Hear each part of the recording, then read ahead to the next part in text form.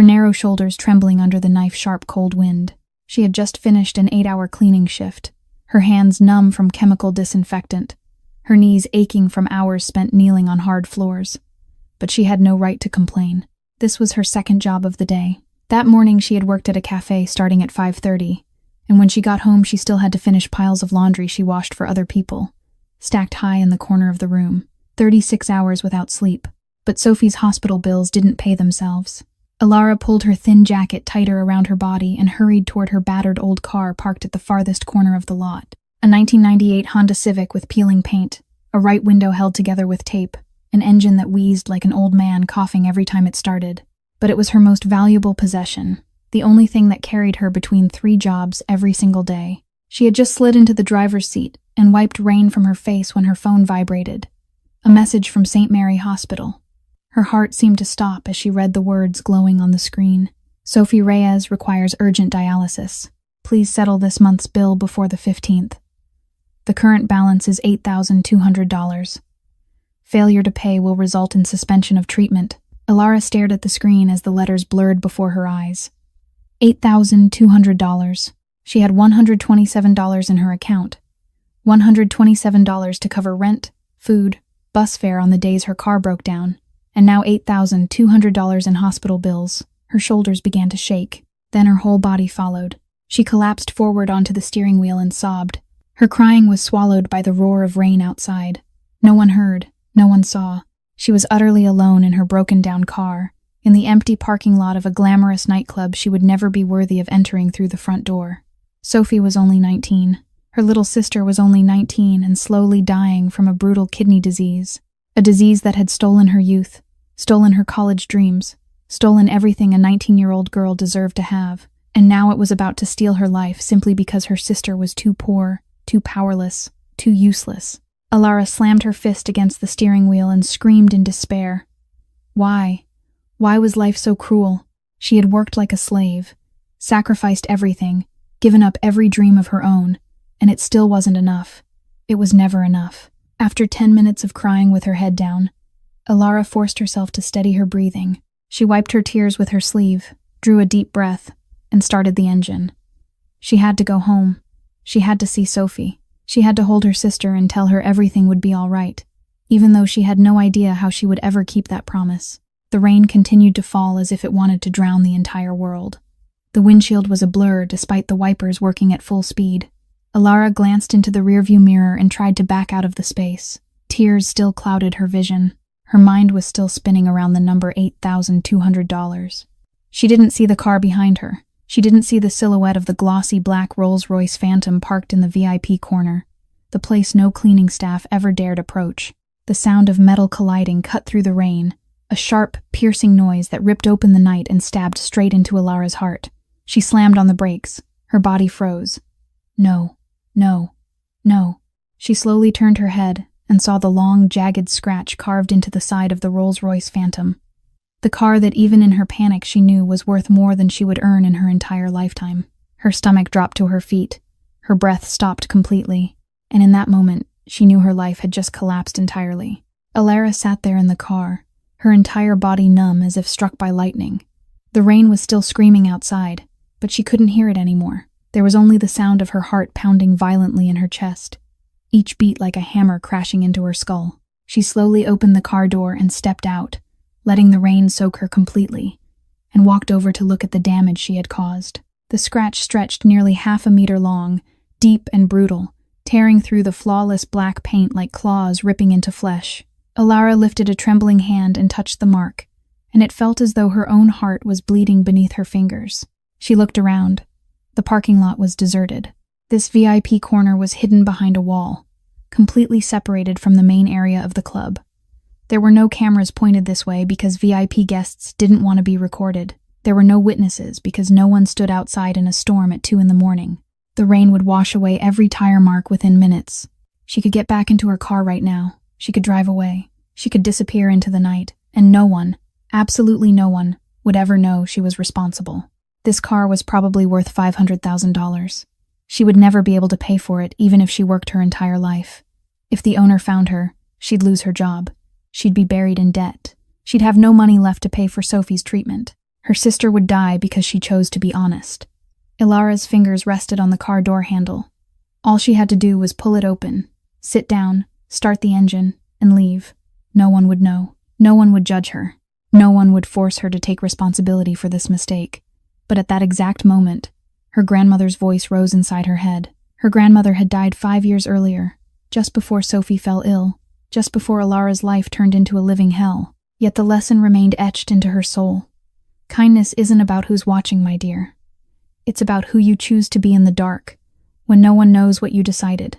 Her grandmother had raised the two sisters after their mother left and their father drank himself to death. She had taught Ilara that the poor might lose everything, but they must never lose their integrity. She had taught her that a clean conscience was the most valuable possession no one could ever steal. Ilara let go of the door handle. Tears mixed with rain streamed down her face. She knew she'd regret this decision.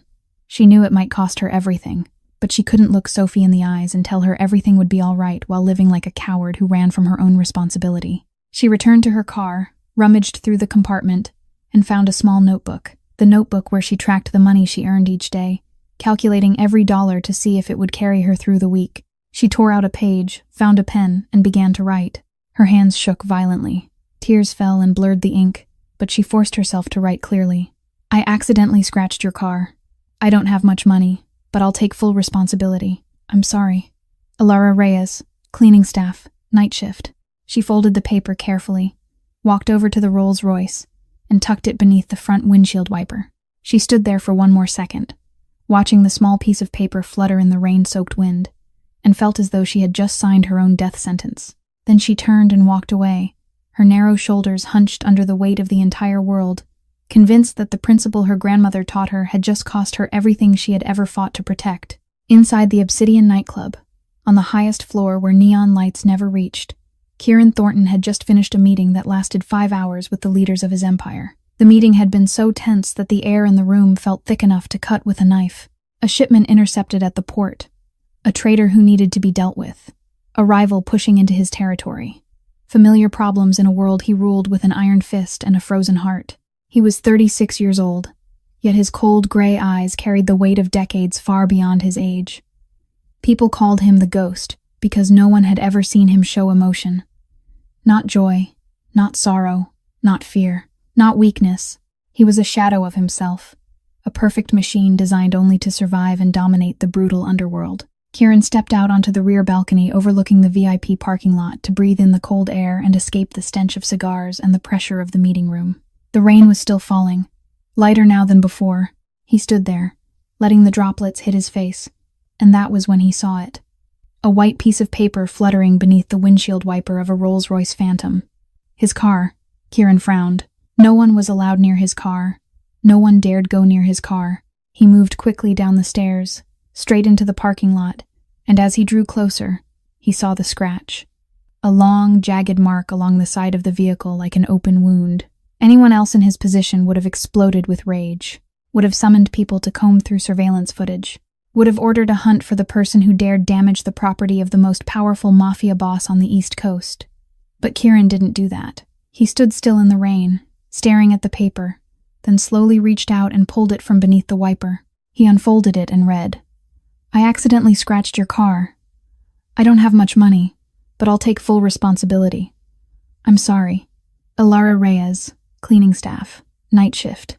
Kieran read it once, then he read it again. Rain blurred the ink on the paper, yet he stood there, reading the trembling handwritten lines over and over. And for the first time in 21 years, since the night he held his mother's lifeless body in his arms and swore he'd never let anyone touch his heart again, something cracked inside Kieran's chest. It wasn't anger. It wasn't contempt. It was a feeling he believed had died long ago, buried alongside his beloved mother, beneath cold earth. Hope. The raw and vulnerable honesty in those words was something exceedingly rare in his world. A world where everyone lied, everyone betrayed, everyone carried hidden motives behind every word, every gesture, every smile. Yet this girl, this nameless cleaning worker, had scratched a Mafia boss's car, and instead of running, she left her real name, her real position, and a sincere apology.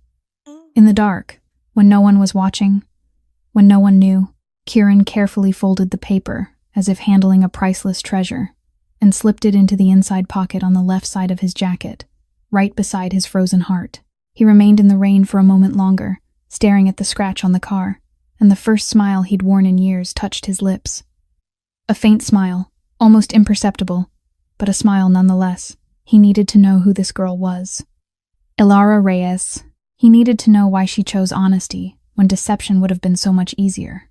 He needed to know whether she was truly what those words suggested, or merely a clever illusion he hadn't yet seen through.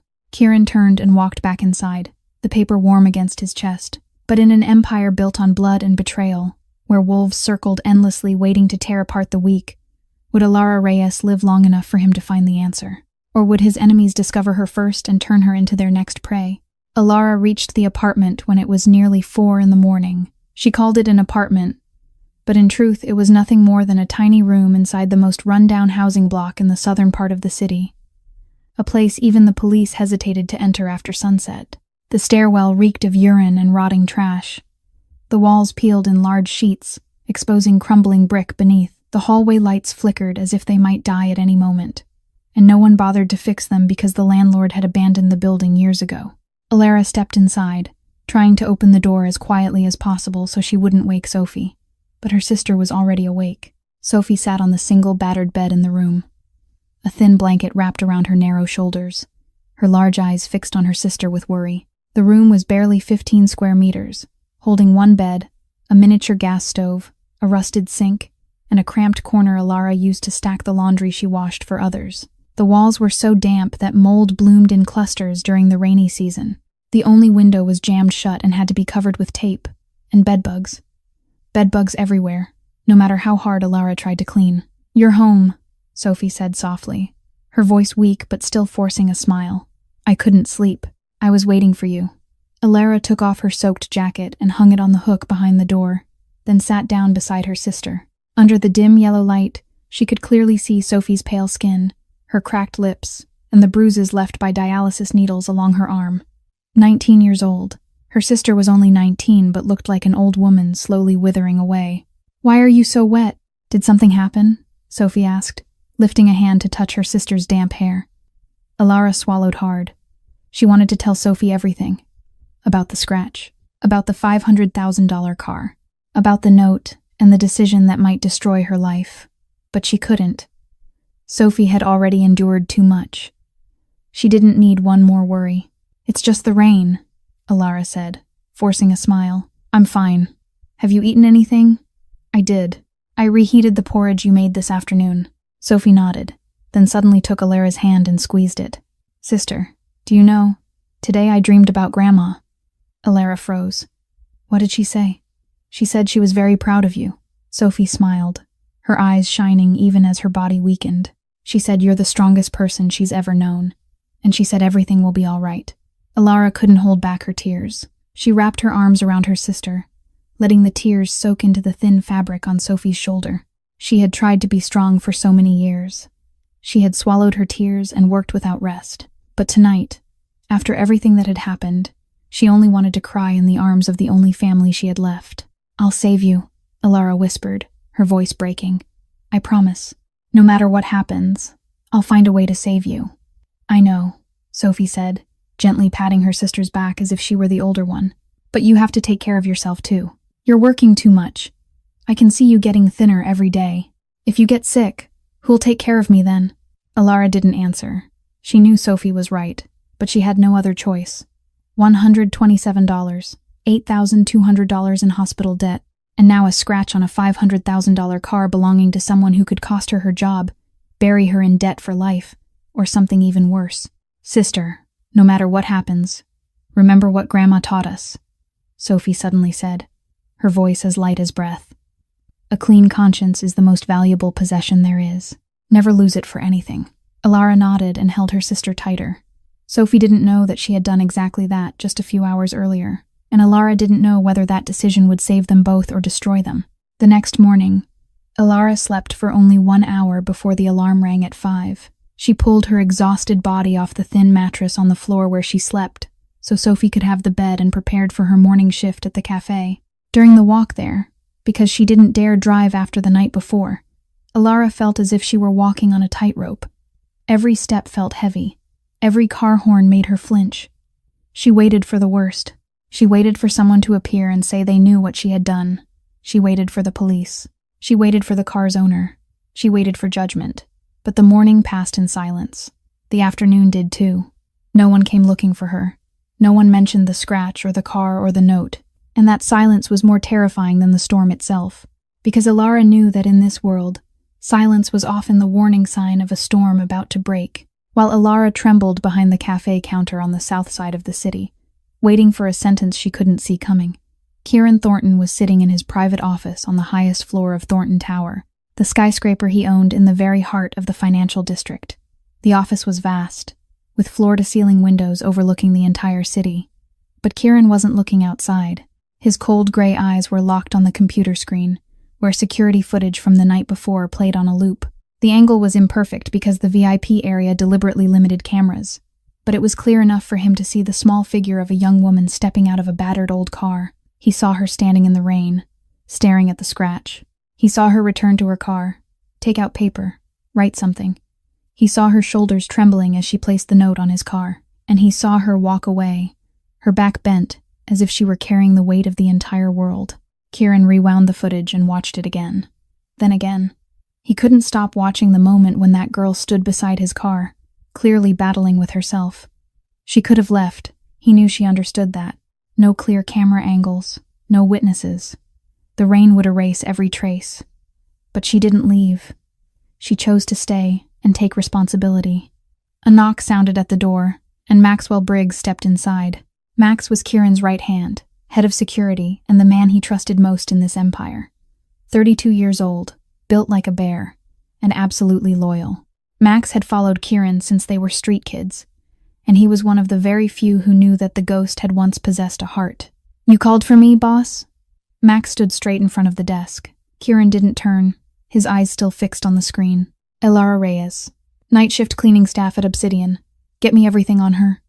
Max frowned. "Cleaning staff? What happened?" "She scratched my car." Max stiffened. "A cleaning worker dared touch the boss's car? She's as good as dead." "No." Kieran turned around, his gray eyes sharp but carrying something Max had never seen before. "She left a note admitting fault. I want to know who she is. Family, work, finances, everything. Bring it to me within 24 hours. Max studied Kieran for a second, trying to understand why the boss cared about a nameless girl like this. But he knew better than to ask. He nodded and walked out. Neither of them knew that, just outside the door, Miranda Ashford was standing there. She had heard everything. Miranda was the manager of the Obsidian nightclub, 30 years old, beautiful in a sharp and calculated way. Her long black hair was always perfectly styled, her lips red as blood, and her brown eyes knew exactly how to make men kneel. But there was one man who had never knelt before her, and that man was Kieran Thornton. She had loved him for 4 years, loved him obsessively, loved him enough to do anything just to be seen by him. 2 years earlier, she had gotten him, or at least she thought she had. 3 months as the lover of the most powerful Mafia boss on the East Coast. 3 months in his arms every night, believing she had finally melted that frozen heart. Then one morning, Kieran looked at her with the same cold eyes and said it was over. No explanation, no emotion, just one word, and he turned his back as if those 3 months had never existed. "I don't feel anything." That was all he said when she cried and begged for an explanation. "I'm not capable of loving anyone. You should stop while you still can." Miranda didn't stop. She stayed, worked harder, climbed into the manager position, waiting for the day Kieran would realize she was the only woman suited for him. 4 years of waiting. 4 years of hope. 4 years of watching him treat everyone with the same cold indifference and comforting herself with the thought that at least he didn't love anyone else. And now he was asking about a nameless cleaning girl. He was ordering an investigation into a woman Miranda couldn't even be bothered to remember the face of. Alara Reyes. Miranda clenched her teeth, her brown eyes igniting with a blaze of unhinged jealousy. She didn't know who that girl was, but she knew one thing for certain. Anyone who managed to capture Kieran Thornton's attention was a threat that had to be eliminated, and Miranda Ashford would never allow anyone to take what she believed belonged to her. That evening, when Alara returned to the Obsidian nightclub to begin her cleaning shift, she didn't know that someone was quietly watching her. Agnes Monroe, 65 years old, silver hair neatly pinned at the nape of her neck, deep brown eyes holding 35 years of memories inside the Thornton estate. She was the family housekeeper, the woman who had cared for Kieran since he was a 5-year-old child toddling after his mother through endless hallways. She had watched that innocent boy turn into a cold and distant boss after his mother's death. And she was the only woman in the world who still held Kieran Thornton's respect. Agnes occasionally visited Kieran's businesses, not out of duty but out of habit, because she had come to see this empire as her own family. Tonight she came to Obsidian, and immediately her gaze was drawn to a small young woman kneeling on the floor in the farthest corner of the club. Alara looked like a ghost. Her skin was so pale it was almost translucent under the dim lights. Dark circles framed her eyes from lack of sleep. Her thin hands moved slowly, as if every motion drained the last bit of strength from her body. She worked alone while the other staff gathered on the opposite side, whispering and glancing at her with open disdain. Agnes frowned. She had spent enough years in this world to recognize isolation when she saw it. She walked slowly toward Alara, her low-heeled shoes tapping softly against the wooden floor. Alara heard the footsteps and looked up, fear instantly flooding her eyes. She recognized Agnes. Everyone who worked here knew she belonged to the main estate, the person closest to the boss. If she had come for Alara, it had to be about the scratch. It had to be judgment. "You don't need to look at me like I'm about to eat you," Agnes said, her voice warm and steady like an autumn afternoon. "I just wanted to check on you." "You don't look well." Alara blinked, unsure how to respond. She had braced herself for anger, for accusations, for punishment. This gentle concern caught her completely off guard. "I'm fine," Alara replied hoarsely, "just a little tired." Agnes studied her for a moment, then calmly sat down on a nearby chair, ignoring the fact that it was meant for VIP guests, not for her. She gestured for Alara to sit beside her. "Come sit for a moment. The floor isn't going anywhere." Alara hesitated, but her aching legs carried her down on their own. She sat stiffly, keeping her distance, back straight, hands resting on her thighs like a well-behaved student before a teacher. "How long have you worked here?" Agnes asked. 8 months, ma'am. "And do you work anywhere else?" Alara hesitated. She didn't understand why this woman cared, but something in those warm brown eyes made lying impossible. "I work at a cafe in the mornings and do laundry at night. 3 jobs. Agnes nodded slowly, without surprise or judgment. "You're worried about someone, aren't you?" The simple question pierced the wall Alara had built over so many years. Maybe because Agnes was a stranger. Maybe because Alara was exhausted from carrying everything alone. Maybe because this was the first time in a long while someone had asked her with genuine concern instead of courtesy or curiosity. "My sister," Alara said, her voice trembling. "She has kidney failure. I'm trying to earn money for her hospital bills." Agnes stayed silent, but her wrinkled hand reached out and rested over Alara's. A small gesture that carried more understanding than words ever could. "You're a good sister," she said softly, "and you're doing very well." Alara lowered her head as tears began to fall despite her efforts to stop them. She didn't want to cry. Not here. Not in front of this woman. But the tears came anyway, defying her will. Agnes watched the young woman cry in silence, and her heart ached. She saw someone else in Alara, Thomas, her son. 18 years earlier, Thomas had been 27 when he was killed in a gang execution. He had eyes just like these. The eyes of someone who carried too much without ever complaining. The eyes of someone who sacrificed everything for the people they loved. Thomas had died trying to protect a friend, and Kieran, only 18 at the time, had avenged him. That was the beginning of the blood-soaked path the boy would walk for years to come. Agnes had lost her son to this world, but looking at Alara, she felt as if Thomas were standing there again, reminding her that there were still good people who needed protection. "Child," Agnes squeezed Alara's hand gently, "if you ever need anything, come find me. I can't promise I'll be able to help much, but I will listen." Sometimes being heard is enough to survive. Alara looked up at her, eyes red and swollen, and for the first time in many years, she felt that she wasn't completely alone anymore. 3 days had passed since that fateful night, and Miranda Ashford hadn't wasted a single second. She spent all 3 days gathering information, laying plans, and planting poisonous seeds inside the minds of everyone at the Obsidian nightclub. Miranda knew how to manipulate people. She had climbed from a waitress to a manager in just 2 years, not because of competence, but because she knew exactly what to say to the right person at the right moment. And now she would use that very skill to destroy Alara Reyes. The rumors began in the staff locker room. Miranda whispered to a waitress that she had accidentally overheard the boss investigating the new cleaning girl. Why would a mafia boss care about a nameless employee? There had to be something suspicious. Then Miranda let slip to a security guard that she had heard Alara deliberately scratch the boss's car to get attention. An old seduction trick that poor girls often use to climb by looks instead of ability. Those tiny fragments quickly fused into a complete picture in everyone's mind. Alara Reyes, the quiet cleaning girl who moved like a shadow, was actually a cunning fox trying to seduce the boss. She pretended to be innocent, pretended to be pitiful, but in truth she was calculating her escape from poverty. Disgusting, revolting. On the fourth night, when Alara walked into the club to begin her shift, she felt the change instantly. The eyes that once passed over her as if she were invisible now fixed on her openly with contempt. The whispers she used to half hear became so clear she couldn't pretend anymore. Look at her. She's got some nerve showing up. I heard she rammed the boss's car on purpose just to get noticed. That type will do anything to crawl out of the slums. Disgusting. Looks innocent, but turns out she's calculating. Alara lowered her head and hurried toward the locker room corner to grab her supplies.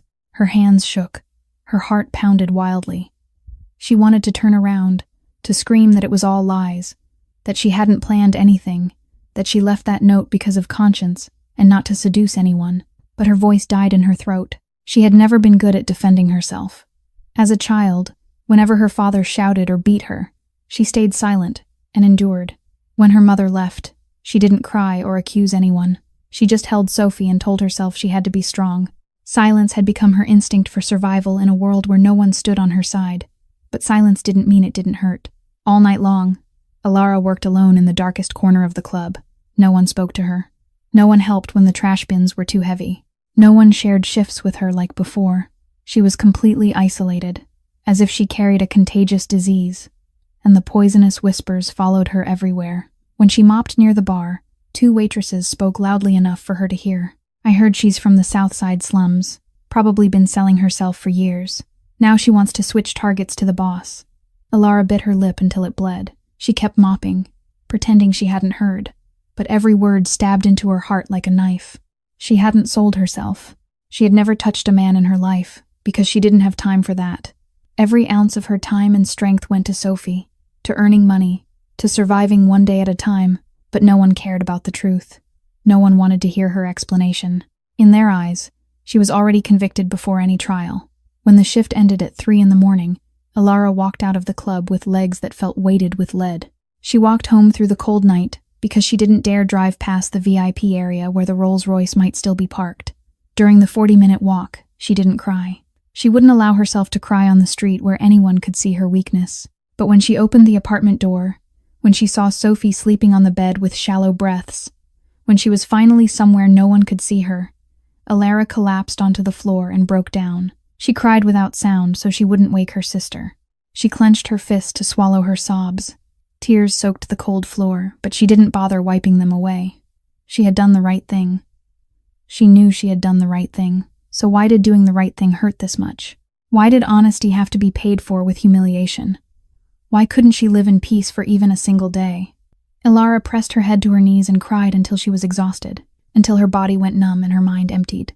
Until sleep finally came and carried her away from this brutal reality, even if only for a little while. 2 days after the night, Alara cried herself into exhaustion on the cold floor. The thing she feared most finally happened. She was in the middle of her shift at the cafe when her phone vibrated with a call from St. Mary Hospital. Her heart seemed to stop when she heard the nurse's voice on the other end saying that Sophie Reyes had just been rushed into the emergency room in critical condition. Alara dropped the tray of coffee she was holding. She didn't ask permission from the manager, didn't untie her apron, didn't stop to think about being fired. She just ran out of the cafe, ran through crowded streets, ran until her lungs burned and her legs nearly gave out. The hospital was a 20-minute walk away, but Alara reached it in less than 10. She burst through the emergency room doors, her eyes searching desperately for her sister, and when she saw Sophie lying motionless on the bed with tubes and wires everywhere, she nearly collapsed. Her sister was pale like a sheet of white paper. Her lips were drained of all color. Her eyes were shut tight, her chest rising and falling weakly with the rhythm of a breathing machine. The 19-year-old girl looked like a porcelain doll on the verge of shattering. Alara rushed to the bedside, grabbed her sister's icy hand, and broke down crying. She called Sophie's name, begged her to open her eyes, but Sophie didn't respond. A middle-aged doctor stepped toward her. his expression so grave that Alara knew instantly the news wouldn't be good. "Are you a family member of Sophie Reyes?" the doctor asked. "I'm her sister," Alara replied, her voice shaking. "How is she, doctor? Please tell me." The doctor sighed, glanced down at the medical chart in his hands, then looked back at Alara with deep regret. "Her condition is far worse than we anticipated. Her kidneys have nearly failed completely. Dialysis is no longer enough to sustain her life. She needs a kidney transplant within 6 months. Otherwise, we can't guarantee anything." Alara felt as if someone had punched her in the chest. A transplant, 6 months. Numbers spun through her mind like a violent storm. "How much will it cost?" she asked, even though she already knew the answer would be unimaginable. The doctor hesitated for a moment before responding. "Including surgery, anti-rejection medication, and post-operative care, the estimated cost is around $250,000. And that's assuming we find a compatible donor in time." $250,000. Alara stood there, unable to speak, unable to breathe, unable to do anything except stare at the doctor as if he had just pronounced a death sentence for her sister. $127 in her account, $8,200 in existing hospital debt, and now $250,000. She would have to work more than 20 years without eating or sleeping to earn that amount, but Sophie only had 6 months. After the doctor left, Alara collapsed into the chair beside the hospital bed and cried. She cried without restraint, without hiding, without caring who saw her. She cried from helplessness. She cried from despair. She cried because life had taken everything from her, and now was demanding the last thing she still cherished. "Sister." Sophie's weak voice sounded. "Don't cry." Alara lifted her head and saw that her sister had opened her eyes. Those large eyes were now sunken and exhausted, but still carried the gentleness she always gave her sister. "Sophie." Alara squeezed her hand tightly, tears still falling. "Are you okay? Are you in pain?" "I'm okay." Sophie tried to smile. Though it was so faint, it was barely visible. "I heard what the doctor said." "Sister, I want to tell you something." Alara shook her head. "Don't say anything. Just rest. I'll handle everything." "No, listen to me." Sophie squeezed her sister's hand, her eyes shimmering with tears. "If I don't make it, don't blame yourself. You've done enough. You've sacrificed too much already. You have to keep living. You have to find happiness for yourself. Don't let me become a burden that drags you down for the rest of your life." "No," Alara almost shouted, her whole body trembling. "Don't say that. You're not a burden. You're everything I have. You're the reason I'm still alive today. I'll save you. I swear I'll save you no matter what I have to do." "Sister." Sophie lifted her thin hand to Alara's cheek, wiping away the tears streaming down. "Grandma always said a clean conscience is the most precious thing there is. Don't ever do anything that makes you lose it because of me. I'd rather die than watch you lose yourself." Alara wrapped her arms around her sister and sobbed into the thin hospital gown. She didn't know how she could find $250,000 in 6 months and still keep her conscience clean. She didn't know what miracle could save her sister. But she knew one thing for certain. She wouldn't let Sophie die. No matter what she had to give up, no matter what danger she had to face, she would find a way. "Grandma, please watch over me." Alara prayed silently through her tears. "I can't lose Sophie. I can't lose the last family I have left in this world." At the same moment, Alara was collapsing in tears beside her sister's hospital bed at St. Mary.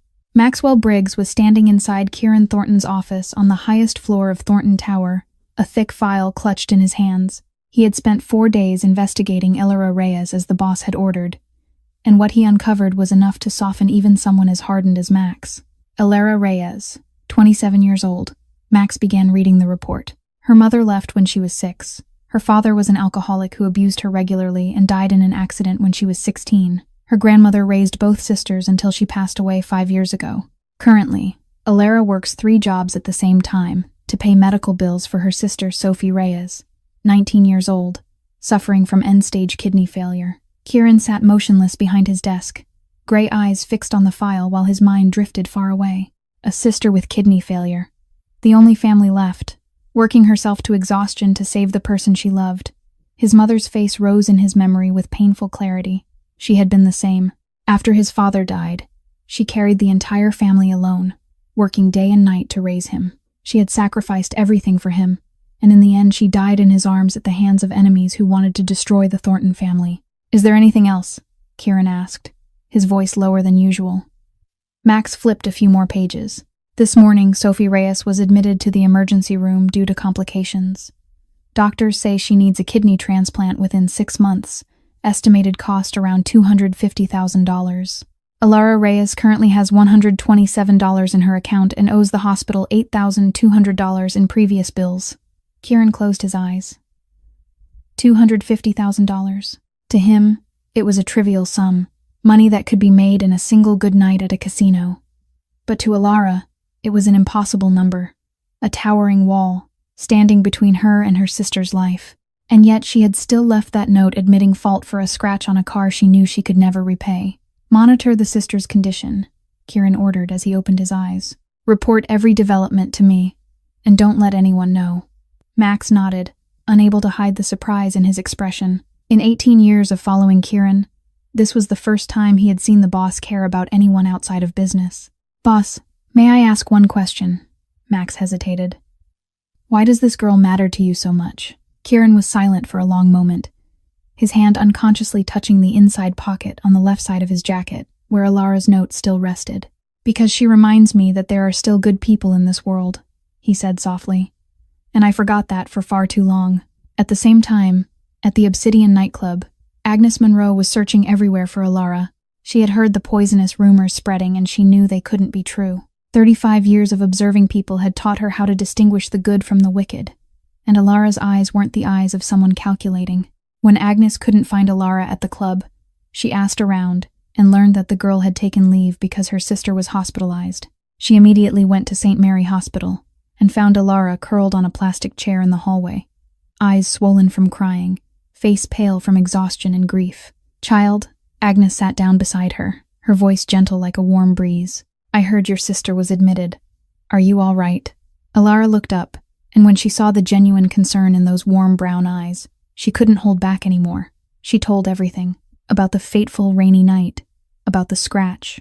About the note and the decision to leave her real name despite knowing the consequences could be terrible. About the vicious rumors closing in on her. About Sophie and the $250,000 figure that felt like a death sentence. About the fear of losing her sister, her job, and everything else simply because she chose to do the right thing. Agnes listened without interrupting, her eyes slowly filling with tears as the story unfolded.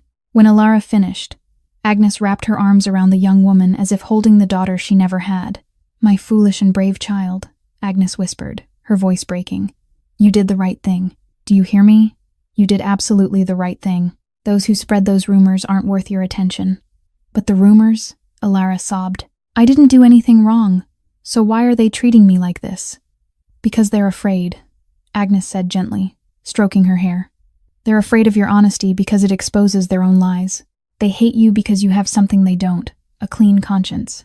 But remember this, the truth always finds its way into the light, and the people who matter will see who you truly are. Agnes held Alara tightly, and in the warm embrace of a woman who felt both strange and deeply familiar, Alara cried like a child being protected for the first time in her life. 1 week had passed since the day Agnes held Alara and cried with her in the hospital corridor. Sophie was more stable now, but remained hospitalized for monitoring, and Alara was still racing against time, searching for a way to find $250,000 she knew was impossible. She kept working 3 jobs, kept enduring contemptuous looks and poisonous whispers, kept living like a shadow in a world that refused to see her worth. But tonight, everything was about to change.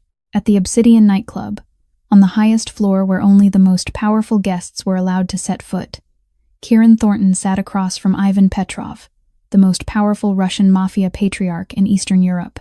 This was a negotiation Kieran had prepared for over 6 months, a port control partnership deal worth $20 million, enough to reinforce the Thornton empire against the growing threat of Yuri Volkov, his lifelong enemy who was circling, waiting to seize his territory. Ivan Petrov was a 60-year-old man with silver-white hair and eyes as cold as Siberian ice. He didn't trust Americans, didn't trust English, and would only negotiate in his native Russian. That was why Kieran had hired Viktor Sokolov, a professional interpreter of Russian descent, to ensure the talks went smoothly. But tonight, Viktor didn't show up. 10 minutes before the meeting began, Max received word that Viktor had been hospitalized with severe food poisoning, a coincidence too perfect to be accidental. Someone had deliberately sabotaged this negotiation, and Kieran knew exactly who was behind it. Yuri Volkov. Now Kieran sat facing Ivan Petrov and his 3 associates, struggling to communicate in the limited Russian he knew. But the technical terminology of cargo transport, port control, and profit division was far beyond his linguistic reach. Ivan Petrov grew increasingly impatient.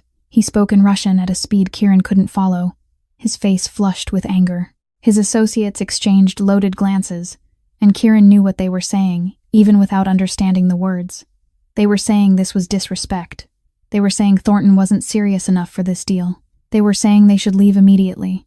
Ivan Petrov slammed his hand on the table and rose to his feet, his voice thundering through the room. Kieran didn't need to understand Russian to know Petrov had just called this a waste of time. Petrov turned his back, and his 3 associates stood up with him. Kieran felt the ground give way beneath him. 6 months of preparation, $20 million. His only chance to secure his power before Volkov struck. All of it was slipping through his fingers because an interpreter had been poisoned. Max stood beside him, his face tight, his hand already resting on the gun beneath his jacket by instinct. Kieran's lieutenants sat around the table with expressions like mourners at a funeral. Miranda Ashford stood in the corner of the room in her role as a server, and Kieran caught a fleeting, satisfied smile on her lips. She was enjoying his failure. Perhaps she even had a hand in Victor's poisoning. Kieran knew he had to do something, had to say something to keep Petrov from leaving, but he had no language. He had no way to communicate with the man walking toward the door. He, the most powerful mafia boss on the east coast of the United States, was helpless like a child before a simple language barrier. "Wait," he said in English, knowing Petrov wouldn't understand. "Please give me more time." Petrov didn't turn around. He placed his hand on the door handle, ready to walk out and take Kieran's last chance with him. The $20 million deal was about to collapse completely, and if it collapsed, Volkov would have the strength to unleash the war he had been preparing for so long. Outside the VIP room where the $20 million deal was collapsing, Alara Reyes was kneeling on the hallway floor, mopping as she did every night. Miranda had deliberately assigned her to this shift, to this area, as a subtle form of humiliation. To force the cleaning girl rumored to be trying to seduce the boss to kneel and scrub the floor right outside the room where the boss was meeting the most powerful figures in the city. To make her bow lower, feel smaller, become even more invisible. But Miranda didn't know one thing. Alara could hear everything happening inside, not because she was trying to eavesdrop, but because Ivan Petrov's voice was too loud, too furious, echoing through the thick wooden door, and Alara understood every word he said. Russian. The language she had taught herself over 5 years from old books bought at thrift stores, from free videos online, from countless sleepless nights when Sophie lay asleep and Alara had nothing but the dream of escaping poverty. She learned Russian because she once read that Russian interpreters earned very good money. She learned it with the hope that one day she might use it to change her life. That day had never come until tonight. Eto pustaya trata vremeni. My ukodim. Alara heard Petrov roar. "This is a waste of time. We are leaving." She immediately understood that the negotiation was failing. She also heard Petrov's associates murmuring to one another, saying this American was disrespectful, that having no interpreter was an insult, that the Petrov family had no need to work with people who weren't properly prepared. Alara stopped mopping, her heart pounding violently in her chest. She could help. She knew she could help. But if she stepped into that room, she would be noticed. She would no longer be the safe, invisible shadow in the corner. Those who hated her would have even more reason to attack her. Miranda would find a way to destroy her completely, and if she failed, if her Russian wasn't good enough, she would become a joke in front of everyone. But if she did nothing, the deal would collapse. She didn't know how important it was, but she knew enough about this world to understand that a failed deal could cost many people their jobs, their income, their means of survival. People like her, people who lived paycheck to paycheck. Her grandmother's voice echoed in her mind. Kindness isn't about who's watching. It's about who you choose to be in the moment that matters. Alara stood up. Her legs trembled. Her hands were still wet from the mop water. Her cleaning uniform was wrinkled, stained at the hem. She knew how she looked. A poor, small girl who didn't belong in a room full of powerful men. But she still walked to the door and knocked. The sound echoed into the tense silence inside. Ivan Petrov had his hand on the door handle, ready to leave. But the knock made him pause. The door opened, and Alara stepped inside. Every eye turned toward her. Kieran froze when he saw the girl he had been watching for a week. Max's hand moved toward the gun under his jacket by instinct. Kieran's lieutenant stared at her, as if she were an ant that had crawled onto a royal banquet table. Miranda clenched her teeth, hatred blazing in her eyes as she saw Ilara dare to appear here. And Ivan Petrov, the powerful Russian Mafia boss, looked at the small girl in a cleaning uniform with confusion and disdain. Ilara felt her knees weaken. She felt the confidence she had gathered slipping away under the weight of those stares. But she thought of Sophie lying in the hospital. She thought of her grandmother.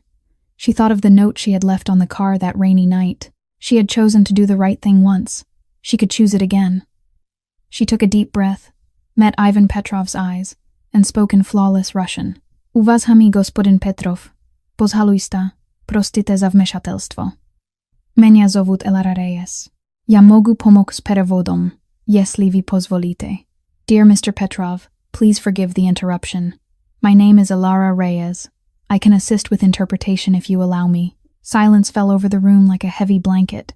Ivan Petrov stood there, his hand still on the door handle. Icy blue eyes locked on the small girl who had just spoken Russian with an accent so perfect he almost didn't believe his ears. Kieran looked at Ilara as if seeing her for the first time, even though he had studied her file dozens of times. Nothing in that file mentioned she spoke Russian. Nothing explained how a cleaning girl could command such a complex language so flawlessly. And in the corner of the room, Miranda Ashford ground her teeth until her jaw nearly cracked. She had done everything to push Ilara into the mud, yet the girl kept rising. She had spread rumors. She had isolated her.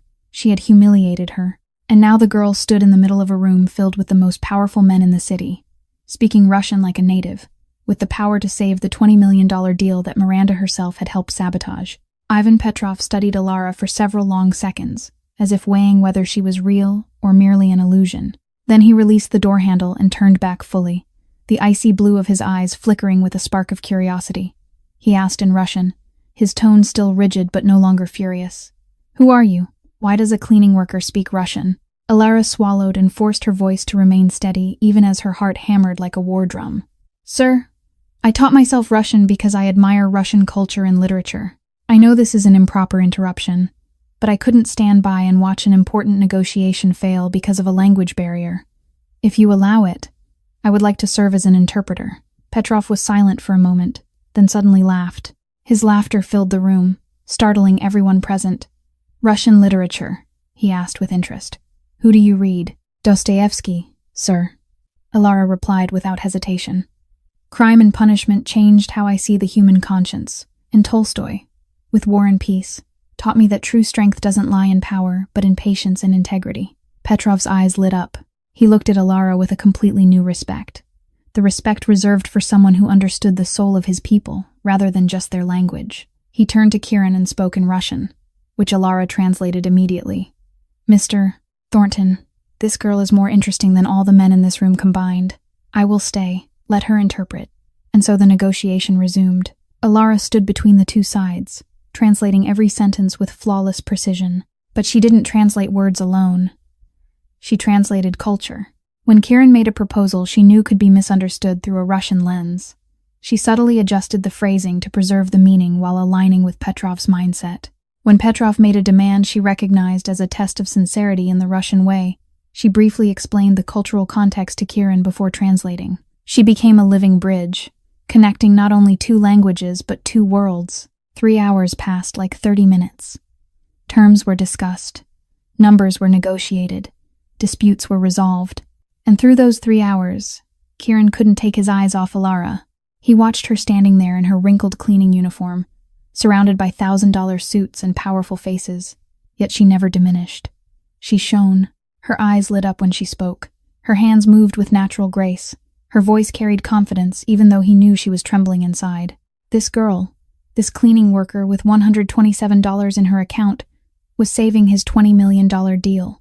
And she was doing it not for money, not to impress anyone, but because it was the right thing to do. Just like the note on that rainy night. When the final terms were agreed upon, and the two sides shook hands, Ivan Petrov turned to Ilara with a rare smile on his otherwise cold face. He spoke in Russian, looking straight into her eyes. Эта девушка стоит больше, чем 10 мужчин. Берегите ее. This girl is worth more than 10 men. Protect her well. Ilara translated his words for Kieran. her cheeks flushing from the unexpected praise. Kieran looked at her, and for the first time in 21 years, his gray eyes weren't cold as ice. "I know," he said in English, his voice deeper and warmer than usual. "I know her worth." Miranda Ashford left the Obsidian Club the moment the negotiation ended, not bothering to stay until the end of her shift. She drove back to her luxury apartment at a reckless speed, her hands gripping the steering wheel so tightly her knuckles turned white. The image of Kieran looking at Alara with that warm gaze replayed in her mind like an endless nightmare. 4 years. She had waited 4 years to be looked at by Kieran that way. She had sacrificed her youth, abandoned every other opportunity, done everything to stay by his side, and in those 4 years, he had never once looked at her the way he looked at that nameless cleaning girl tonight. "I know her worth." Kieran's words echoed in Miranda's head, each one like a knife plunging into her heart. He had never said anything like that about her. Not once. When she reached home, Miranda didn't turn on the lights. She sat in the darkness, her phone in hand, and scrolled to a number she had saved long ago, but never dared to call. Until now. Yuri Volkov. The sworn enemy of the Thornton family. The Russian Mafia boss whose father had killed Kieran's mother 21 years ago. Miranda knew that if she made this call, she would cross a line she could never return from. She would become a traitor, but she didn't care anymore. If she couldn't have Kieran, then no one was allowed to have him, least of all that miserable Alara Reyes. The call connected after 2 rings. Volkov's voice came through, deep and cold. "Miranda Ashford. I have been waiting for this call for a very long time." She knew Volkov had been watching her, had always known she was a potential weakness in the Thornton Empire, and now, she was ready to become exactly that. "I can give you information from the inside," Miranda said, her voice trembling slightly but resolute. "In return, I want you to help me eliminate someone." Volkov gave a low chuckle. "Let me guess. The cleaning girl Thornton has taken an interest in." Miranda froze. "You already know." "I know everything that happens inside Thornton's empire," Volkov replied. "Tell me your plan." And so the deal was struck. Miranda would supply Volkov with internal information, including details of the newly signed deal with Petrov. In return, Volkov would help her frame Alara in a way she couldn't escape, and when the Thornton Empire collapsed, Miranda would claim her rightful place beside the victor. 2 days later, Miranda carried out the first step of the plan. She waited until Alara finished her shift and left the locker room, then slipped inside and shoved a USB drive into the pocket of Alara's coat.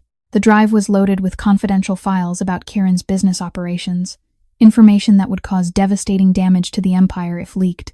Along with it was fabricated evidence showing Alara had been in contact with Volkov for months. The next morning, Miranda reported directly to Frank Callahan, one of the most brutal and hardline lieutenants under Kieran. She didn't go to Kieran because she knew he would investigate thoroughly before acting. Frank was different. Frank hated traitors more than death itself, and he would act immediately. "I found a traitor," Miranda told Frank, her voice heavy with feigned concern. "Alara Reyes, the cleaning worker the boss has been paying attention to. I noticed suspicious behavior and checked her locker. I found confidential documents there." Frank didn't need to hear another word. He gathered his men and stormed into the Obsidian Club in broad daylight while all the staff were working. Alara was wiping down tables in the main area when 5 large men surrounded her. Before she could understand what was happening, 2 of them grabbed her arms and yanked her up roughly. "Alara Reyes." Frank stood in front of her, his voice cold as ice. "You are under arrest for spying for Volkov and stealing confidential Thornton family documents." "What?" Alara panicked, her eyes wide with terror. "I don't understand. I didn't do anything. I don't even know who Volkov is. Shut up." Frank roared and slapped her hard across the face. She fell to the floor, blood seeping from the corner of her split lip. All around them, the staff watched in terrified silence. Miranda stood in the corner, her face twisted into a mask of false concern, while her eyes gleamed with satisfaction. "Take her to the basement," Frank ordered. "I'll handle this my way." Alara was dragged away in front of dozens of people, her cries and desperate pleas echoing through the club, but no one dared to intervene. In this world, being accused of betrayal was the same as a death sentence, and Alara Reyes had just been condemned before she was ever given a chance to defend herself. The basement of the Obsidian Club was a place that terrified even the hardest men, with no windows and no natural light, only flickering yellow bulbs hanging from the ceiling, and a damp stench mixed with something Alara didn't dare identify. She was dragged through the dark corridor, her legs too weak to support her, Her arms wrenched so tightly she knew bruises would bloom for days, if she lived long enough to see them.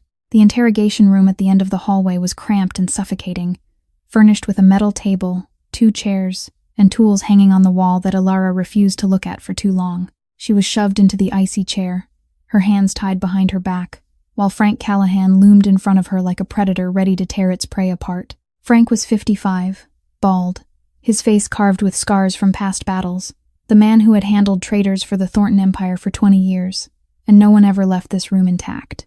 He enjoyed his work. He savored it. "So you're the little rat who bit the hand that fed her," Frank sneered, his voice grinding like stones. A cleaning girl who thought she was clever enough to spy for Volkov. "I'm not spying for anyone," Alara said, her voice shaking as she forced herself to meet his eyes. "I don't even know who Volkov is. I didn't take any documents." Frank slammed his fist onto the metal table, the sound crashing through the room like thunder and making Alara flinch. "Don't lie to me," he roared. "The confidential files were in your locker. There's proof you've been in contact with Volkov.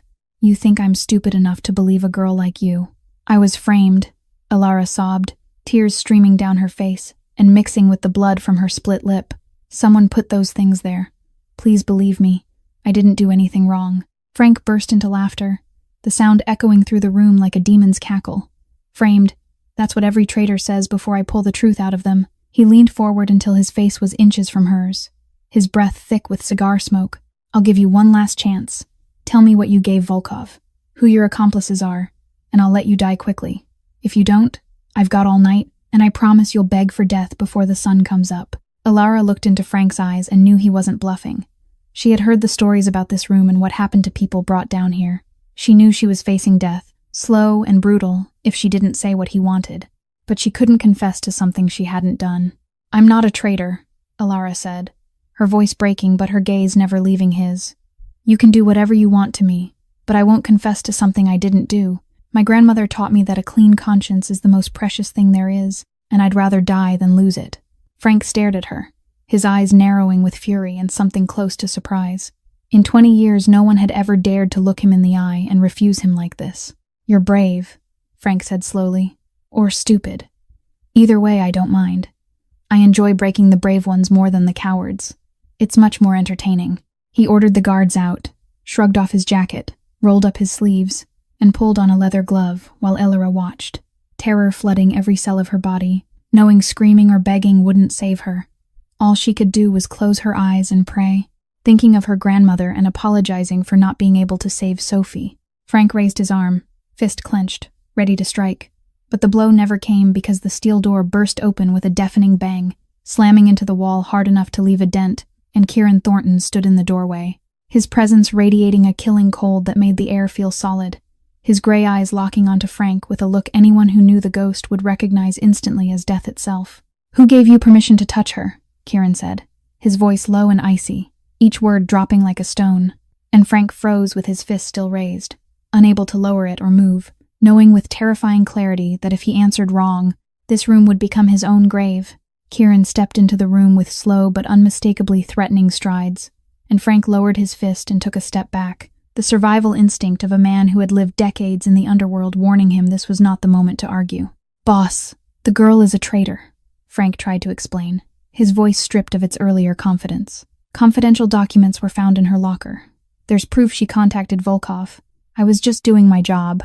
"Who ordered you to take her?" Kieran asked, without even looking at Frank as he walked straight to Alara. He took in her face with dried blood at the corner of her mouth, her eyes red from crying, her entire body trembling with fear, and a fury exploded in his chest so violent he had to restrain himself from pulling his gun and shooting Frank on the spot. "Miranda Ashford reported it to me," Frank replied. "She said she found evidence, and I acted immediately to stop the traitor from escaping."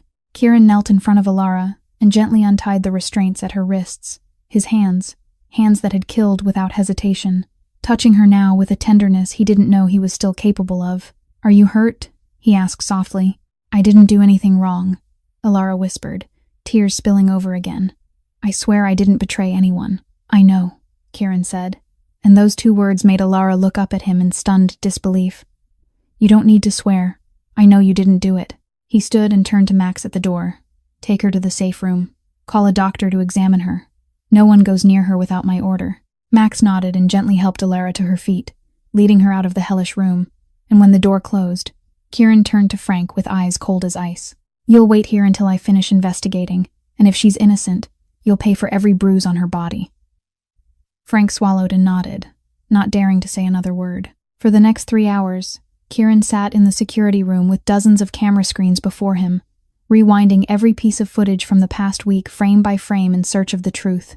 And he found it. The video showed Miranda sneaking into the locker room right after Alara left, opening her locker and slipping a USB into the pocket of her coat. Her face captured clearly under the lights. Undeniable. But that wasn't all. Kieran ordered the tech team to access Miranda's phone records, and what they found was worse than he had imagined. Dozens of calls to Yuri Volkov over the past 2 months, encrypted messages containing information about Thornton business operations, and a clear agreement. Miranda would provide inside information and frame Alara, and in return Volkov would secure her a place when he took over the empire. Miranda hadn't just framed Alara, she was the real traitor, selling out the Thornton family to the enemy for months.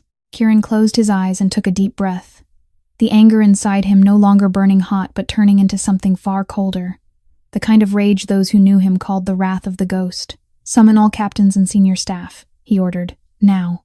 An hour later, the largest conference room at the Obsidian Club was packed. Every captain, manager, and senior employee present, including Miranda Ashford, who stood at the front with smug confidence, certain she had succeeded in eliminating Alara and was about to be praised for exposing a traitor.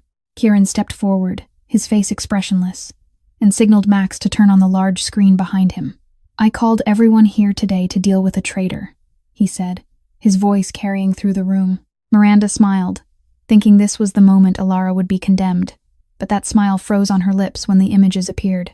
Footage of her sneaking into Alara's locker room, planting the USB, followed by audio recordings of her calls with Volkov, echoing through the deadly silence, her voice crystal clear as she sold Thornton's secrets to the enemy. "Miranda Ashford," Kieran said, turning to her with eyes cold as hell.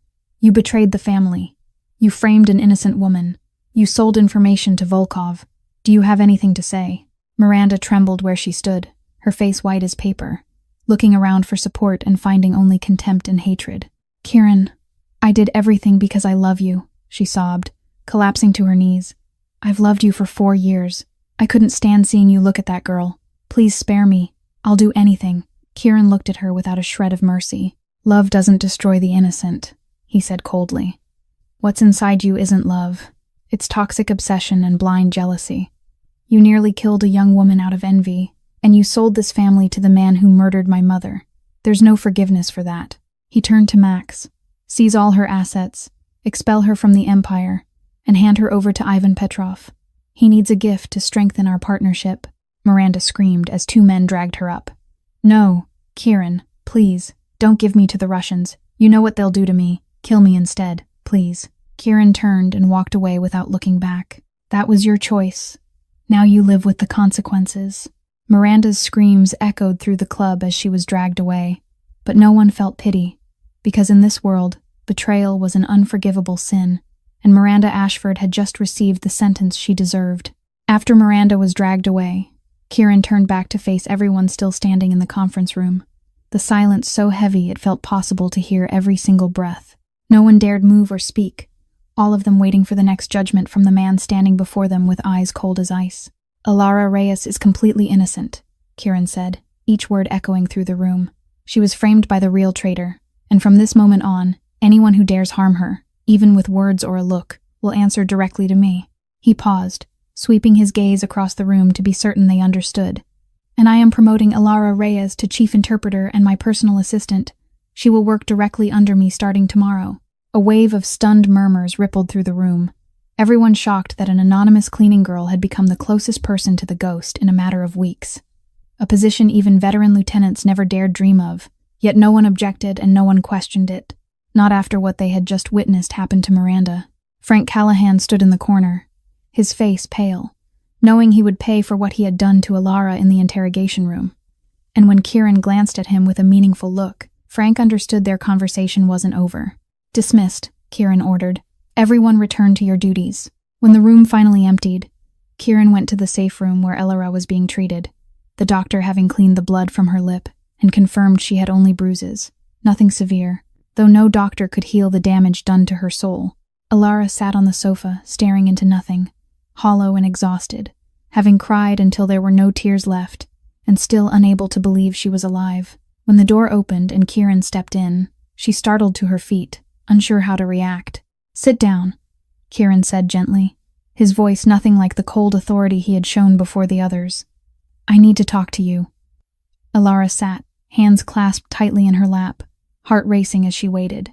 Kieran pulled a chair close enough for her to see every line of his face but far enough not to frighten her, then reached into his inner pocket, took out a crumpled piece of paper, carefully unfolded it, and placed it on the table between them.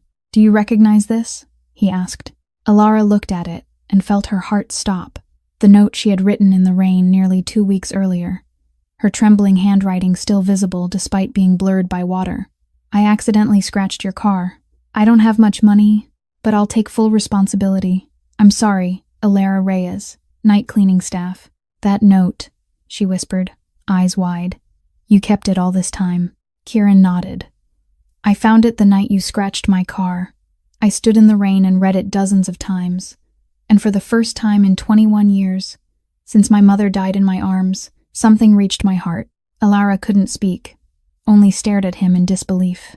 "I looked into you after that night," Kieran continued. "I know about your 3 jobs, your sister, your slum apartment, the $127 in your account. I know how much you're carrying, and I also know that even in that desperate situation, you still left a note, taking responsibility for damage you knew you could never afford to repay." "Why do you care?" Alara asked softly, her voice shaking. "I'm just a cleaning girl. I'm nothing." "Because you remind me of what I lost," Kieran said, meeting her eyes, his gray gaze no longer cold but filled with a deep sadness. "My mother was like you, poor, exhausted, sacrificing everything for me, and she taught me that honesty and kindness are the most precious things in this world. But after she died, I forgot that. I let the darkness swallow me, until I read your note." He pressed a hand over his left chest where the paper had rested for 2 weeks. "You're the first person in 21 years to do something honest in my world without hidden motives. No calculation, no agenda, just simple, vulnerable truth. I kept that note next to my heart to remind myself there are still good people in this world."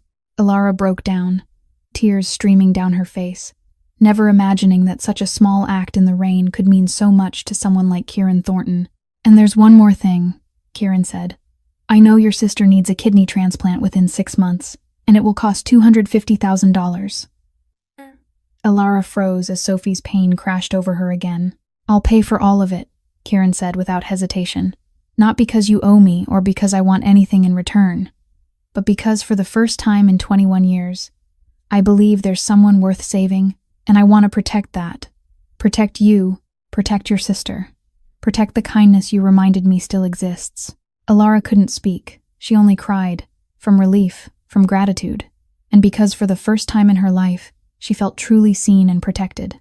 Kieran kept his promise, and just 1 week after their conversation in the safe room, Sophie Reyes was transferred to the most prestigious private hospital in the city, where the best doctors in the United States were already waiting to perform the kidney transplant. Kieran had secured a compatible donor through connections Alara didn't dare ask about, and he covered every cost without a moment of hesitation. The surgery lasted 8 hours, and for all 8 hours, Alara sat in the waiting room with her hands clenched together, praying without stopping.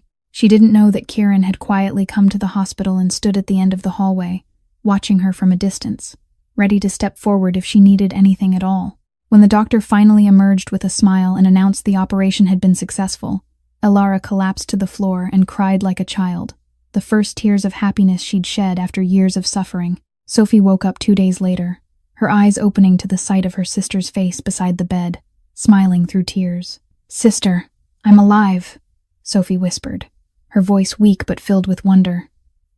"You did it. You saved me." Alara squeezed her sister's hand, unable to speak through the lump in her throat. She wanted to tell Sophie about Kieran, about the note in the rain, about everything that had happened, but she knew some things needed time, and for now the only thing that mattered was that Sophie was alive and healing. 2 months passed like a beautiful dream Alara was afraid she'd wake up from. Sophie recovered miraculously, color returning to her cheeks, light coming back into her eyes that Alara thought had been lost forever. The sisters moved into a new apartment, clean and safe, in a decent neighborhood, with no mold on the walls, no bedbugs, no more freezing nights curled up in a slum room. And Alara began her new life as Kieran Thornton's chief interpreter and special assistant. The job wasn't easy. Alara had to learn quickly about Kieran's complex business world, the tangled relationships between families, the unspoken rules of the underworld. But she learned fast, worked relentlessly, and gradually became indispensable at Kieran's side in every major negotiation. What surprised Alara most was realizing that Kieran wasn't the monster the outside world imagined. He had principles. He never trafficked drugs despite the massive profits. He never harmed children or innocent women. He secretly funded an orphanage in the poor neighborhood where he'd grown up. He paid his employees generously and took care of their families when hardship struck. Beneath the cold and ruthless exterior, Kieran Thornton had preserved a part of the man his mother had raised, and Alara was the first person in 21 years allowed to see it. Kieran changed too. He began to smile more, even if only faintly when Alara said something naive. He started talking more, not just about work but about life, about books he read, about memories of his mother he'd buried for years. He began seeking Alara out not for business but simply to be near her, to hear her speak, to watch her smile. They discovered they shared more than they'd ever expected, a love for classical architecture and old buildings with stories hidden in every brick. The pain of losing loved ones too early, the loneliness that followed, the necessity of being strong far too young because there was no one else to lean on. One autumn afternoon, golden sunlight spilling through the office windows, Agnes came to Alara carrying a cup of hot tea and sat beside her with a gentle smile. "I want to tell you a story," Agnes said, "about Kieran, about his mother, and about my son." Alara listened in silence as Agnes spoke of Thomas, her son, who'd been killed in a gang hit 18 years earlier. Thomas and Kieran had been childhood friends, growing up together in the same poor neighborhood, and when Thomas died, Kieran was only 18, but hunted down his friend's killers himself. "That was the first time he killed someone," Agnes said, her eyes filling with tears. "And from that moment he was no longer the innocent boy I knew. He became the ghost." "But you've changed him," Agnes said, taking Alara's hand. "For the first time in 21 years I see light in his eyes. He's learning how to feel again, and you're the one teaching him." She paused, then continued. "His mother Elena was the finest woman I ever knew. She taught Kieran never to let darkness swallow him, always to seek the light, and he forgot that lesson for 21 years, but you reminded him. You are the light Elena wanted him to find." Alara cried in Agnes's arms, and Agnes held her like the daughter she'd never had, both women understanding that something beautiful was beginning to grow between Alara and Kieran, something they both deserved after all the suffering they'd endured. But happiness in Kieran Thornton's world never lasted long without darkness lurking close behind, and Yuri Volkov had lost Miranda, his most valuable source of inside information, driving him into a frenzy of rage. His plan to take over the Thornton Empire had collapsed completely after Miranda was exposed, and now he had only one goal left: revenge. Volkov knew Kieran's weakness was no longer money or power. It was a small, fragile woman named Alara Reyes. He had men watch her for weeks, tracking every schedule, every place she went, every moment she was alone, waiting patiently for the perfect chance. That chance came one afternoon when Alara went to visit Sophie at the hospital. Max accompanied her as usual, but as they stepped out of the hospital gate, a truck slammed into them from behind. Max was thrown violently to the pavement, his head striking the curb, losing consciousness instantly. Before Alara could even scream, a rough cloth bag was pulled over her head, and she was dragged into a black van. Everything happened in less than 30 seconds. When Kieran received the call, he was in a meeting with his lieutenants at Thornton Tower. His phone vibrated and a subordinate's trembling voice filled his ear. "Boss, Alara's been kidnapped. Max is badly injured. We think it's Volkov." Kieran rose so fast his chair flew back and crashed into the wall, and everyone in the room stepped away when they saw his face. This was no longer the cold, emotionless ghost they knew. This was a wild animal losing the one thing that mattered most, and the madness burning in his gray eyes was enough to terrify anyone. Kieran smashed the conference table with his bare fist, not caring as blood spilled from split knuckles, and for the first time in 21 years he screamed like a drowning man. Then suddenly, he fell silent, and that silence was more terrifying than the scream. He lifted his head, his eyes frozen like hell itself, and spoke with lethal calm. Gather everyone we have. Everyone. Tonight, we go to war. Volkov had taken Alara to an abandoned warehouse on the outskirts of the city, once his father's territory 30 years earlier. He intended to kill her there, on ground his father once ruled, as a declaration that the Volkov family would rise again on the corpse of its enemy. Alara was tied to a chair, her face bruised from blows, yet her eyes still burned with defiance. She didn't beg. She didn't cry. She stared straight at Volkov, with a look he never expected to see in someone so small. You think Thornton will come save you? Volkov sneered, gripping her chin. He will come, and when he does, I'll kill him in front of you. Then I'll kill you. He'll kill you first, Alara replied, her voice steady even as her heart thundered. And if you kill me, you'll wish you'd never been born. Volkov slapped her so hard the chair tipped sideways, but before he could strike again, gunfire erupted outside the warehouse, followed by explosions, screams, and bodies hitting concrete. Kieran had arrived, and he hadn't come alone. More than 50 men from the Thornton Empire surrounded the warehouse from every direction. A brutal battle exploded into the night, gunfire roaring like fireworks, bodies dropping by the second. Kieran led the charge without a bulletproof vest, without regard for his own safety, with only one goal, finding Alara. He tore through the warehouse like a storm, cutting down every enemy in his path with a savagery that even his own men feared. When he kicked open the door to the room where Volkov held Alara, his eyes met hers. She was alive, wounded but alive. Volkov stood behind her with a gun pressed to her temple. One more step and I shoot. Thornton! He roared in panic as he realized his forces were nearly wiped out. Kieran stopped, his gaze never leaving Volkov. You're the son of the man who murdered my mother, he said slowly. And you dared touch the most important person in my life.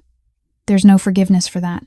In a split second, Kieran drew and fired, the bullet tearing through Volkov's shoulder, forcing him to drop the gun and collapse. Kieran stepped forward, planted his boot on Volkov's chest, and looked down with the eyes of death. You won't die quickly, he said coldly. I'm handing you to Petrov. The Russians have their own ways of dealing with traitors. Then he turned to Alara, cut her restraints with the knife from his jacket, and as the ropes fell away, he pulled her into his arms for the first time, holding her so tightly it was as if she might vanish if he let go. I'm sorry, Kieran whispered into her hair, his voice shaking. I'm sorry I didn't protect you.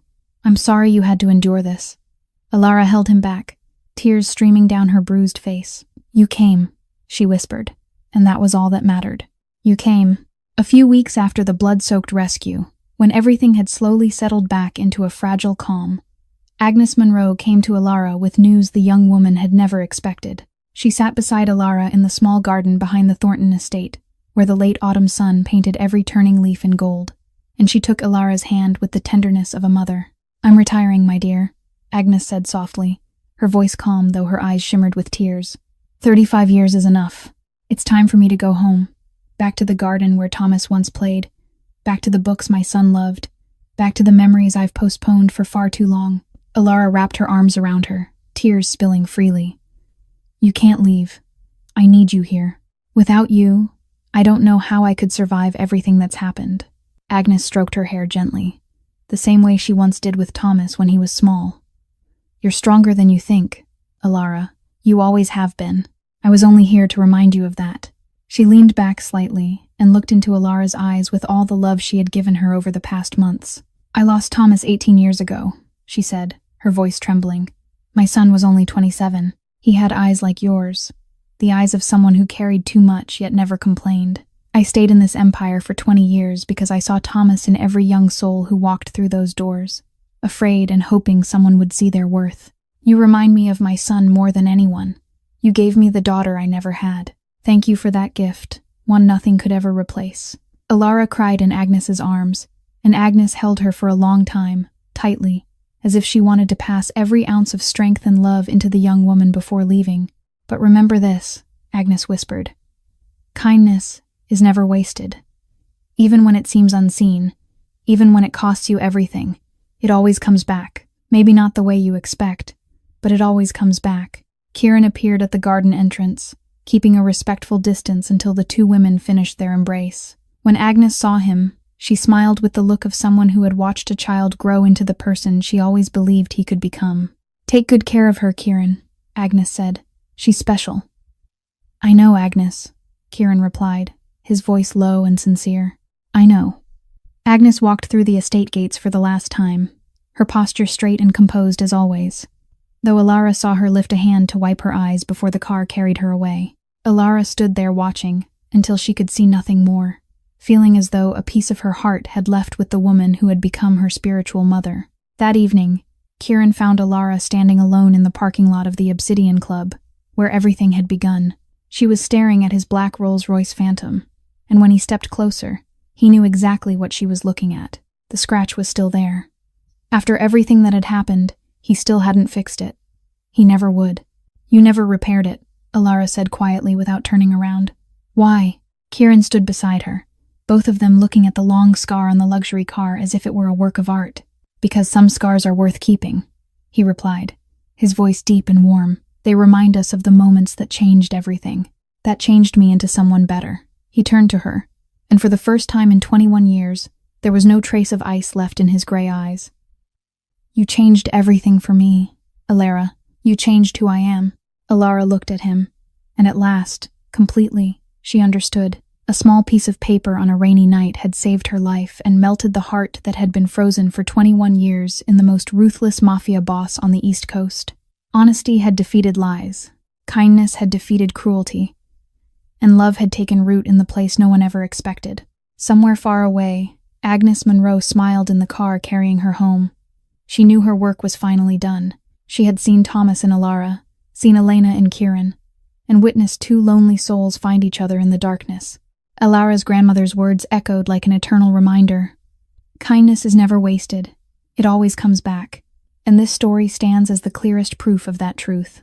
This is a story about the power of honesty in a world full of lies, about the courage to do what's right when no one is watching, about love that can bloom in the darkest places. The lesson we can carry with us is to always keep our conscience clean, no matter how hard life becomes, no matter if no one sees or acknowledges it, because your kindness and honesty will always find their way back to you, maybe not how you expect, but they will return. If this story has touched your heart, please like and share this video with those you believe need to hear it. Don't forget to subscribe and turn on notifications so you don't miss the moving stories we bring you every day. We'd love to know how you feel about Alara and Kieran's story. Have you ever faced a choice between honesty and safety?